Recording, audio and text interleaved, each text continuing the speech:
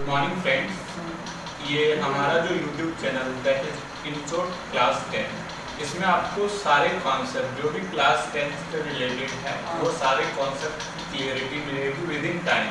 हमारा पर्पस है इस यूट्यूब चैनल को क्रिएट करने का कि आप 10 से 20 मिनट्स की वीडियो में सारा कॉन्सेप्ट समझ जाए और उसके कुछ क्वेश्चन हम लोग प्रैक्टिस कर सकें। ये कॉन्सेप्ट हमारा 2 पार्ट्स में होगा। आज हम लोग डिस्कस करने वाले हैं अरिथमेटिक प्रोग्रेशन, जो कि बहुत ही इम्पोर्टेंट चैप्टर है क्लास 10 का।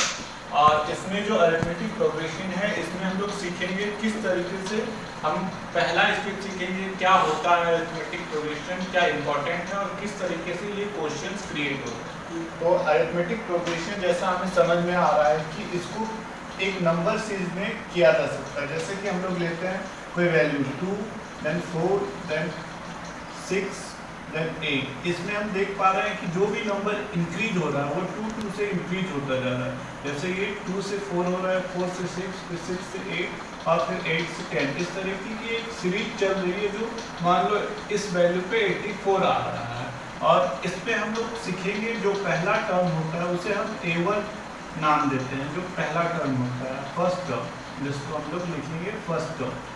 उसी तरीके से जो हमारा सेकेंड टर्म है दैट इज A2, उसको हम लोग लिखेंगे सेकेंड टर्म। इसी तरीके से जब हम इसको बढ़ाते हैं, इस नंबर को nth टर्म तक लेके जाते हैं, an जिसे कहा जाता है nth टर्म, उस वैल्यू को हम फाइंड कर सकते हैं। इसमें कुछ छोटे छोटे टूल्स होते हैं जिसको हम लोग समझेंगे। जैसे हम पहला जब डिनोट करते हैं a, तो a हम हमेशा A1 डिनोट करते हैं फर्स्ट टर्म को हम लोग डिनोट करते हैं। और जो इनके बीच का गेप होता है, जैसे कि हम लोग देख पा रहे हैं, इनका जो डिफरेंस है उसे हम कॉमन डिफरेंस बोलते हैं और जिसे हम d से डिनोट करते हैं।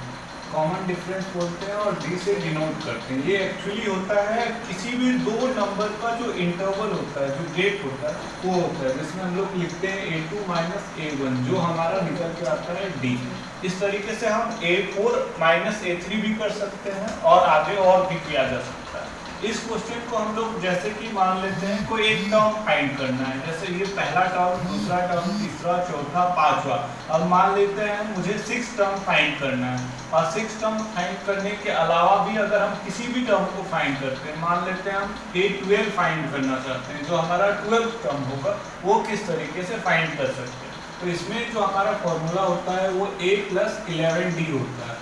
ए जो हमने पहले ही बताया ये हमारा फर्स्ट टर्म है, तो हम देखेंगे फर्स्ट टर्म हमारा क्या है 2 प्लस 11 इंटू डी, जो कि होता है कॉमन डिफरेंस। अब मान लेते हैं इस सीरीज का कॉमन डिफरेंस कितना है, तो हम देख पा रहे हैं अगर हम A2 हमारा क्या है 4 है, 4 माइनस 2 करते हैं तो हमारे पास जो वैल्यू आता है वो 2 आता है, तो हम d की जगह 2 लिखेंगे। इस तरीके से फिर 2 प्लस 11 इंटू 22 हो जाएगा और ये जो नंबर आएगा वो 24 आएगा, जो कि हमारा A12 है। इससे हमारा क्या वैल्यू आया 24 आया। इसी तरीके से हम किसी भी वैल्यू को फाइंड कर सकते हैं। सबसे पहला जो हमारा अगर nth टर्म निकालना हो तो उसके लिए क्या फॉर्मूला यूज करें, तो n के लिए हम यूज करेंगे A + n-1d। इस कॉन्सेप्ट से हम निकाल सकते हैं nth टर्म को। n के जगह हम किसी भी वैल्यू को पुट कर सकते हैं जिसका हमें टर्म निकालना है। जैसे मान लेते हैं हमारे पास n9 का वैल्यू निकालना है, तो a के जगह हम 9 लिखेंगे जो भी n के जगह है, फिर A + a हमारा जो पहला टर्म है वो कितना है 2 प्लस n-1d, यानी 9 माइनस 1 और यहाँ पे d जो कॉमन डिफरेंस है वो कितना है 2 है, तो यहाँ पे 2 प्लस 9 माइनस 1 8 करेंगे इंटू 2। इस तरीके से हम वैल्यू निकाल सकते हैं 16 प्लस, तो ये 18 आ जाएगा। ये हमारा जो बेसिक कॉन्सेप्ट है वो टर्म को लेकर है, किस तरीके से हम टर्म्स को निकाल सकते हैं। अब हम चाहे तो इससे सम भी कर सकते हैं, और ये सम करने का जो हम टेक्निक है वो नेक्स्ट वीडियो में अपलोड करेंगे, जिसमें आप जानेंगे किस तरीके से हम nth टर्म को कर सकते हैं। इसके और छोटे छोटे एग्जांपल्स देखते हैं ताकि आप जो इस कॉन्सेप्ट को है पूरी तरीके से क्लियर कर पाए।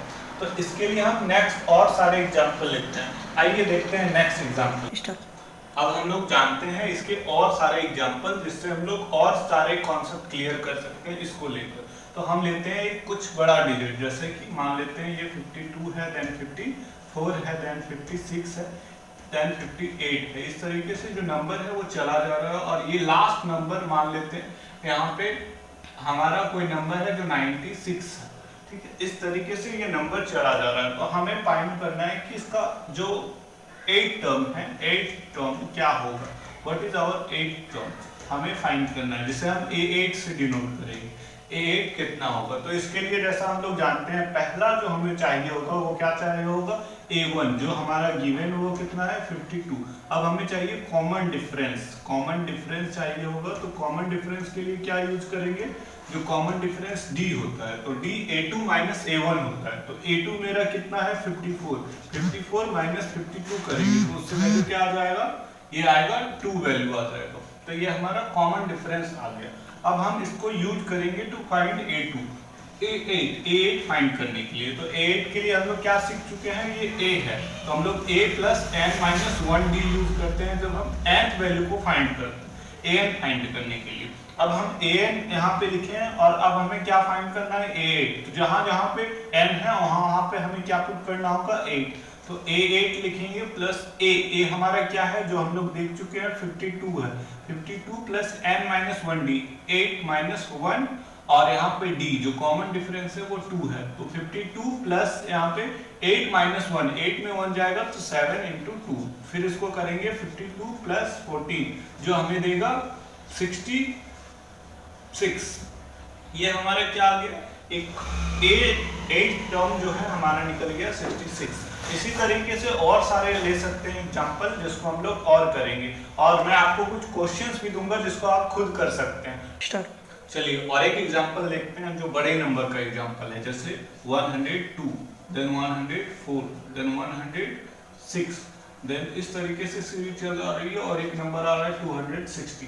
अब हमें फाइंड करना है इसमें क्या क्या A 10th वैल्यू जो है वो कितना होगा, A 10th यानी 10th टर्म को फाइंड करना है। तो हम लोग जान चुके हैं कैसे हम लोग फाइंड कर सकते हैं। तो पहला हम देखेंगे कि A क्या है, A इसका 102 है, ये हमारा A निकला। अब हम कॉमन डिफरेंस निकालेंगे जिसको हम लोग डिनोट करते हैं D से।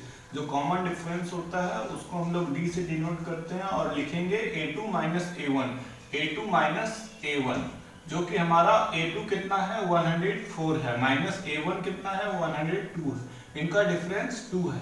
अब हम इसको लिख सकते हैं जो हम लोग nth टर्म के लिए यूज करते हैं an a plus n minus 1d, इसको हम लोग निकाल सकते हैं A1 कितना है, A1 हमारा n जो है वो कितने टर्म का निकालना है 10 का, तो A10 लिखेंगे।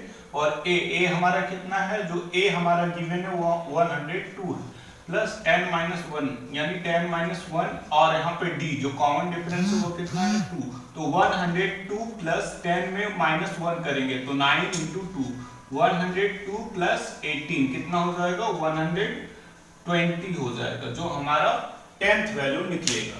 इस तरीके से हम और सारे एग्जाम्पल देखते हैं और 2-3 एग्जाम्पल देखते हैं और समझते हैं कि और कैसे कैसे कॉन्सेप्ट और क्वेश्चंस पूछे जा सकते हैं।